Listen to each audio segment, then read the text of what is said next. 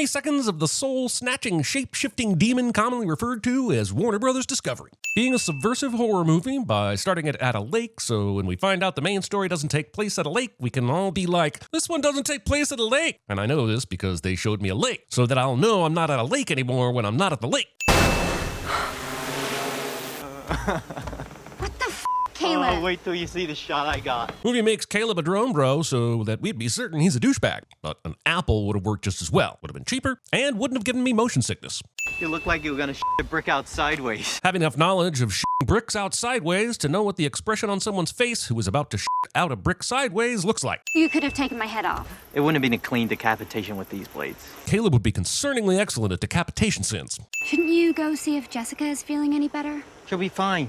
I gave her Klonopin so she can sleep off whatever the is wrong with her. We'll find out later that Jessica got possessed at the apartment building. So you're telling me the Deadite not only drove a car and played coy all the way out to the lake house, but was also agreeable enough to take a Klonopin? What is this? Deadite takes a holiday? Triangle-shaped cabins. As we make our way into the creepy cabin, the overwhelming amount of dirt brown accent pieces will lead us to believe that the cabin's creepiness is the problem, when in fact it was a perfectly fine Deadite-free cabin until these Zoomers showed up. I see we're going to spend a lot of time trying to prove what type of movie this isn't. Reading Wuthering Heights in the dark, or just reading Wuthering Heights. Or just reading. I pulled its wrist onto the broken pane. Jess? And rubbed it to Please shut up. and fro. I find it odd that Teresa seems more concerned with Jessica talking in general and less concerned with the fact that Jessica's voice went all demony. Why the f*** is Teresa even still in that room? Milky white vomit and any follow-up questions about it. Who's the brainless meatball now? This doesn't change anything as it relates to Teresa's earlier statements about Caleb. I'm gonna be forced to go drown that brainless meat puppet's sorry ass. Because Deadite Jessica only removes Teresa's scalp and not even a little bit of her brain. Polluting the lake with beer tinkle. You can't find the strat you won in that arm wrestling contest last night? Arm wrestling contests. Seriously, I can't even meet you halfway on this. Between the lake and all this rain, the sin is how committed the movie is to being wet the whole goddamn time. Of all the Chekhov's props that eventually end up being used as weapons, this egg timer is not one of them. Of all the Chekhov's props that eventually end up being used as weapons, this tattoo machine took priority over the egg timer. Mom's on nights and we're watching all the Freddy movies in a row. I'll go ahead and assume he means the Nightmare on Elm Street franchise, which consists of 9 movies, if you're including Freddy vs. Jason, and of course you're f***ing including Freddy vs. Jason, which equals a total of 849 minutes. That is 14 hours and some change that I do not believe for one second any kid in 2023 would be willing to take the time to sit down and watch. Now, if it was 14 hours of watching videos on YouTube of a narrator talking about all the sins he finds in movies, which mostly amounts to thousands of variations on jokes, that feels a little more likely. And I would argue a lot more worthy of your precious time. Even the shitty ones. There aren't any ones. Freddy's Dead, the Final Nightmare has entered the chat. Freddy Got Fingered has as well, but that's just because anytime someone mentions the word Freddy, Tom Green feels the need to pop his head in and remind us all this treasure of insanely bad taste exists. Wuthering Heights callbacks. Someone opens a door in a horror movie and no one is standing there, and a few seconds later we get a fake jump scare cliche. Was Bangkok awesome? Insane. Insane is the best way you can describe Bangkok, Beth. I've heard that one night in Bangkok and the world's your oyster. The bars are temples, but the pearls ain't free. I bet Danny wishes Murray Head was his uncle right about now, Beth. Check out what I got your dad. What is this? A urinal for ants? I screwed up again like I always do. And I need you to help me figure it out. Being vague about your pregnancy just to keep the Deadite that has not yet possessed Ellie in suspense until the third act. What happened? Convenient earthquakes that conveniently end uncomfortable conversations and dig up necronomicons are convenient. Hurry up, Ridge. You wanna carry them? Wanna get your license? Neither of those things have anything to do with each other. I think I peed my pants. Is it warm? Probably just soda. Movie has time for this. There's a hole. I haven't experienced a line of dialogue this riveting since... Salt. Jesus Christ. Quake. Sinner hiding in the ducts. This ductwork being a more important character than this guy or his cat. It's probably been locked in that vault forever. Yeah, and weird like this gets locked away for a reason. Bridget would be both the buzzkill and the fighter of evil at CinemaSins. Books not being enough to discourage you from reading. I mean, books with teeth not being enough to discourage you from reading. Deadite DJing. And I, Father Marcus Littleton, shall now commence reading aloud the first of the spiritual resurrection passages. The ensuing show is the direct result of Danny not knowing a Kali Ma when he hears one. Also, this working suggests a transitive property that allows the recording of these spells to work just as well as a live reading, meaning that passively listening to something carries the same weight as saying the words yourself. And in the age of social media where everyone is sharing things all the time that they themselves didn't necessarily come up with, you would think more attention would be given to this concept. Also, movie misses out on the comedic gold that would have been had if Danny resurrected the Deadite with a remix of this record. In these movies, why does the first Deadite occupation always feel like a freebie? After this, there will be some underexplained rules about whose body gets puppeted about. But for this one, we must accept that Ellie is just the center square on the bingo card for reasons. To be fair, Ellie, this could just be some next level yoga shit. Maybe if you just engage your core, all will be fine. Also, Elisha Graves Otis is rolling over in his grave. I'm thinking sunglasses aren't really in line with the message you're trying to convey. Not having sufficient surge protection. Looks like it's just us that's out. Which is awesome because it's not like we need to see anything. It's not like film is a visual medium. Wait. Knocking on a door, but then just opening it immediately and not giving anyone on the other side of the door the chance to respond to your knock. Deadite not realizing it wouldn't have to walk so creepy if it wasn't dead set on breaking the person's joints prior to possessing them. At first, I just thought it was silly that the stove igniter was working, even though the power was out. Then I was informed that battery igniters are a thing. So now I'm just confused as to why you need a stove with a battery igniter in LA. You're not living off the grid. This is not Ojai.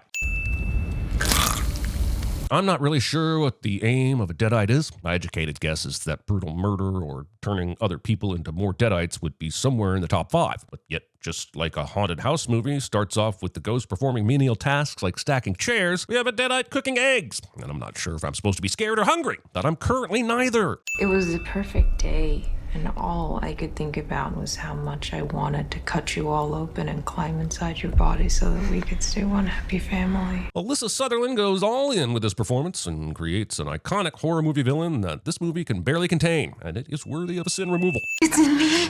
I'd be a rich man if I had $1 for every time I heard those words right before my college girlfriend vomited. Imagine being the people who just stand back and watch all this take place even after Ellie said she wanted to cut them all open and live inside their bodies. Why aren't you running? I'm gonna get my shotgun, and I'm gonna blast it open. Why didn't they start with that? They know the room is unoccupied and they need to get in there. Shoot doors, ask questions later. Or at least, I think that's the expression.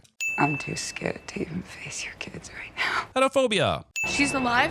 She's burning up. Is the burning up part really more important than the she's alive part? Because she was 100% a corpse for the last several minutes. And let's not forget the whole I want to cut you all open portion of the night. You might not jump immediately to demon possession, but there are enough red flags that Beth should at the very least be keeping the kids away from their mother. Beth might be the worst aunt ever in a film, and I just saw Five Nights at Freddy's. Mommy's with the maggots now. Assuming that maggots are the only insects that would be under the earth with you. You give all those other insects the respect they deserve, Evil Dead Rise. There's an earthworm I know that was very upset by this. And no, his name is not Jim. Don't be stupid. Free from all you sucking parasites. Jesus! A simple kids would have sufficed. Deadite Ellie is trying too hard at CinemaSins. Eeny, meeny, miny!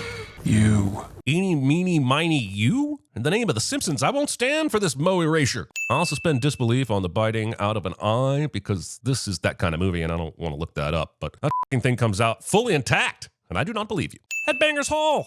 Everyone in the hall gets killed so fast that I'm beginning to think those characters didn't matter to the plot even a little. Oh! Can you hear me? Giving up after putting in the minimal effort. At least try throwing a candle or something. There's very little I hate more than demons who hum. It goes brown bananas, clowns, Quiet Riot fans who don't realize Come On Feel the Noise is a cover, and demons who hum. Gold-haired girls with curling tresses, hush by baby, big, not mine. Ellie then waits a full 18 seconds while we cut away to Bridget and come back before delivering the next lyrics.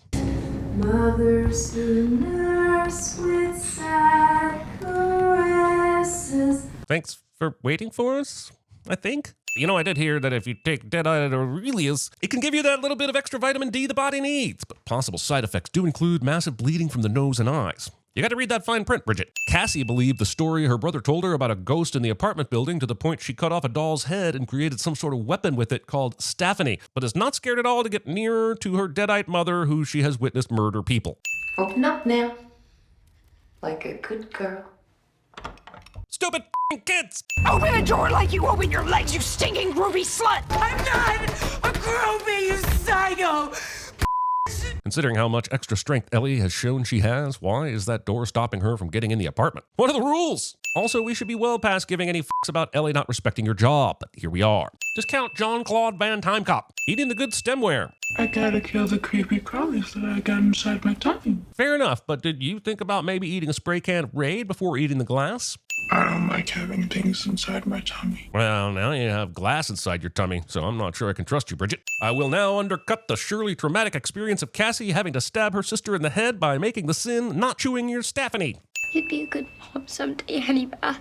You know how to lie to kids. I would like the movie to right off with that being the first thing that Cassie thinks of in this situation, in which Beth also happens to have a secret pregnancy. That would be like my dad calling me an asshole and me secretly being an asshole. I want to listen to that vinyl. I think Cassie would be safe in taking her "you'll be a good mom, Aunt Beth" comment back right now. Listen to the vinyl. Have you seen a single horror movie? Also, considering the record is a 78 from 1923, it is more likely to have been made with shellac. We've got no power to run a turntable. I can fix that. Beth conveniently has the skill set, the equipment, and the big-ass 6-volt batteries needed to accomplish this. I make this final recording as a warning to whoever next comes into contact with his malignant pages. It's fair to say that this is the only record anyone needed, and Father Marcus is the worst. The least you could have done was put this record on top, you asshole, or made a big f***ing sign that said "Start here," or "Disc 1," or "Everyone is gonna f***ing die, run for your lives." It takes its pleasure in creating terror through total chaos. I wouldn't call what has happened here total chaos. Sure, it is trying to be scary and gross all the time, but it's definitely playing towards some specific fears regarding bodily harm. If it were truly chaotic, after the first kill, it would saunter off to go filibuster a city council meeting while crocheting mittens that are two different non-matching colors. I led them to the woodshed and set it ablaze. But they danced in its flames and reveled in its burn. If this guy is just recording a How to Stop the Deadites record, why is he acting like he's recording the great American novel instead of just spouting out the instructions? And for that matter, why were the words to summon the Deadites even on either vinyl? Couldn't they have just not recorded that part? How much blood could a Deadite puke if a Deadite could puke blood? Told you should have put the book back, Danny! Getting in one last "I told you so" before delivering your brother to a life of Deadite hell. There is nothing to be gained from Deadite Ellie sneaking up on Beth. This is just a demon wasting time to make us nervous. This horror will not stop until innocence is destroyed. I'll buy that Deadite Ellie can play the record using her nail, but I will not accept the fact that she is not spinning the record like Danny and Beth had to do to find the right RPMs on this 78. I will swallow your soul. Playing the hits. I mean callbacks. 2 souls. Imagine if you're a demon that has been awakened after 100 years and day one, you unknowingly wade into the abortion debate. Why are the scissors stopping her at all? Sometimes they just keep coming at you, and sometimes the stabby things stop them for a minute. I ask once again, what are the f***ing rules? Are you gonna be a mom? Possibly to you, Cass, if you will shut the f*** up and not ask questions that are unimportant in the current situation. That's my gun, you thieving c***. Deadites dilly-dallying with dynamic dramatic timing. Dead by dawn! Dead by dawn! Dead by dawn! Dead by Dawn. Wastefully manifesting blood behind the buttons. That stuff doesn't grow on trees, you know. They are essentially saved by the limitations of human engineering, and the one-time physics decided to be a real thing in this movie. Scene does not contain a shining or a shinin. This pothole may not be a plot hole in the sense that it's a hole in the plot, but it is a plot hole in the sense that it's a hole in the plot. This is a bunch of shark in the water bullshit that makes the scene feel more like they are hiding from a velociraptor than a supernatural force with no known limitations. So now the Deadites can just Voltron? What are the goddamn rules? Evil Dead movie has at least one scene with a chainsaw cliche. Come get some. Recycling one-liners from previous entries instead of giving your awesome new heroine her own one-liners. This is somehow still less disturbing than Fargo. After the blood elevator, Cassie just loves blood now and wants to hang out in it. Please. Help me, Betty Boot. Only my sister gets to call me that. On second thought, maybe just using the old one-liners was the better call. Blood transfer appeared to be what was behind Bridget and Danny being possessed, but here, when Beth has it all in her mouth, it does nothing, and she doesn't get Deadite COVID. Movie chooses to not show us a scene where policemen find the two of them walking down Main Street covered head to toe in blood, and one of them carrying a chainsaw, and that is something I would really like to see. And now Jessica gets possessed in the garage, just so we won't complain about the opening scene having nothing to do with the movie.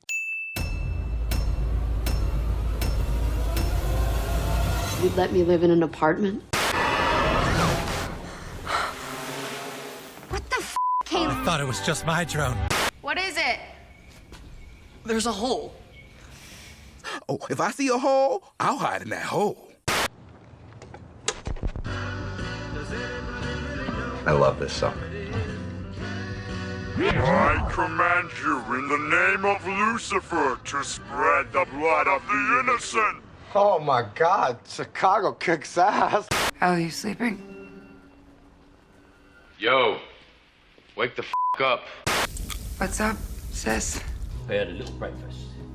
It was the perfect day, and all I could think about was how much I wanted to cut you all open and climb inside your body so that we could stay one happy family. You had me at hello. You had me at hello. Hey, want to hear the most annoying sound in the world? I, Georgie, am Pennywise the Dancing Clown.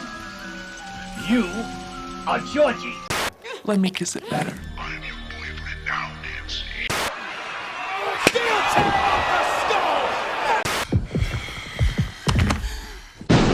You freeze, and your life doesn't flash before you because you're too f***ing scared to think. You just freeze and pull a stupid face.